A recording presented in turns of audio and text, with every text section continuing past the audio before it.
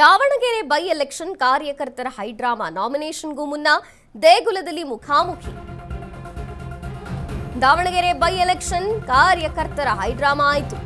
ನಾಮಿನೇಷನ್ಗೂ ಮುನ್ನ ದೇಗುಲದಲ್ಲಿ ಮುಖಾಮುಖಿಯಾದ್ರು. ದೇಗುಲಕ್ಕೆ ಸಮರ್ಥ ಮತ್ತು ಶ್ರೀನಿವಾಸ್ ದಾಸಕರಿಯಪ್ಪ ಎಂಟ್ರಿ ಕೊಟ್ಟರು.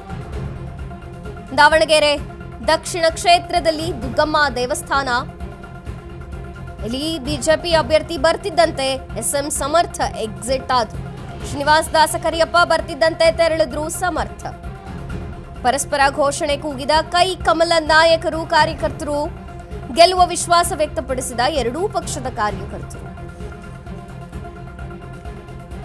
ಬೈ ಎಲೆಕ್ಷನ್ ಕಾವು ಜೋರಾಗಿದೆ. ಇನ್ನು ದೇವಸ್ಥಾನದಲ್ಲಿ ಎರಡೂ ಅಭ್ಯರ್ಥಿಗಳು ಮುಖಾಮುಖಿಯಾಗಿದ್ದಾರೆ. ನಾಮಿನೇಷನ್ಗೂ ಮುನ್ನ ದೇವಸ್ಥಾನದಲ್ಲಿ ಮುಖಾಮುಖಿಯಾದ್ರು. ದೇಗುಲಕ್ಕೆ ಸಮರ್ಥ ಮತ್ತು ಶ್ರೀನಿವಾಸ್ ದಾಸಕರಿಯಪ್ಪ ಎಂಟ್ರಿ ಕೊಟ್ಟರು. ಒಂದೇ ದೇವಾಲಯದಲ್ಲಿ ಒಂದೇ ಟೈಮ್ನಲ್ಲಿ ಇಬ್ರು ಮುಖಾಮುಖಿಯಾದ್ರು. ಬಿಜೆಪಿ ಅಭ್ಯರ್ಥಿ ಬರ್ತಿದ್ದಂತೆ ಎಸ್ಎಂ ಸಮರ್ಥ ಎಕ್ಸಿಟ್ ಆದ್ರು. ಶ್ರೀನಿವಾಸ್ ದಾಸಕರಿಯಪ್ಪ ಬರ್ತಿದ್ದಂತೆ ತೆರಳಿದ್ರು ಸಮರ್ಥ. ಪರಸ್ಪರ ಘೋಷಣೆ ಕೂಗಿದ್ರು ಕೈ ಕಮಲ ನಾಯಕರು ಕಾರ್ಯಕರ್ತರುಗಳು.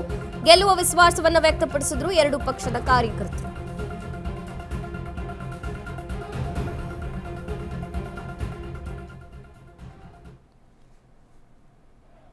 ದಾವಣಗೆರೆ ದಕ್ಷಿಣದಲ್ಲಿರುವಂತಹ ದುಗ್ಗಮ್ಮ ದೇವಿಯ ದೇವಸ್ಥಾನ.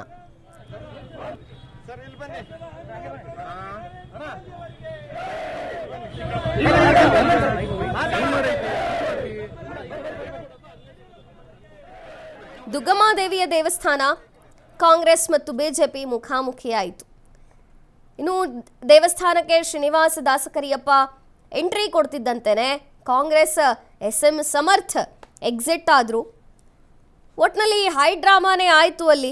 ಏಕೆಂದರೆ ಎರಡೂ ಪಕ್ಷದ ಕಾರ್ಯಕರ್ತರುಗಳು ಸೇರಿದ್ರು. ಕೈ ಕಮಲ ಕಾರ್ಯಕರ್ತರುಗಳು ಜಯಘೋಷಗಳನ್ನು ಕೂಗಿಕೊಂಡ್ರು. ಪರಸ್ಪರವಾಗಿ ತಾವೇ ಗೆಲ್ತೇವೆ ಅಂತ ವಿಶ್ವಾಸವನ್ನ ಎರಡೂ ಪಕ್ಷದ ಕಾರ್ಯಕರ್ತರು ಘೋಷಣೆಯ ಮೂಲಕ ಕೂಗಿ ಹೇಳಿದ್ರು.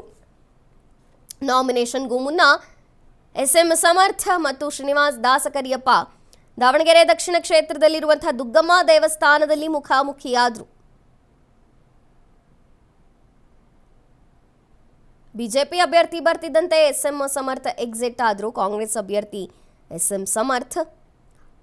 ಬೈ ಎಲೆಕ್ಷನ್ ಅಲ್ಲಿ ಭಾರಿ ಕುತೂಹಲವನ್ನ ಕೆರಳಿಸಿದೆ ದಾವಣಗೆರೆ ದಕ್ಷಿಣ ಕ್ಷೇತ್ರ.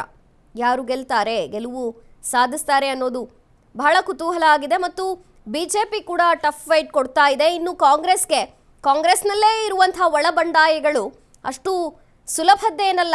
ಎಸ್ಎಂ ಸಮರ್ಥ ಗೆಲುವಿನ ಹಾದಿ ಸುಲಭದದ್ದು ಖಂಡಿತ ಅಲ್ಲ. ಮತ್ತು ಬಿಜೆಪಿಯ ಟಫ್ ಫೈಟ್ ಕೂಡ ಇದೆ.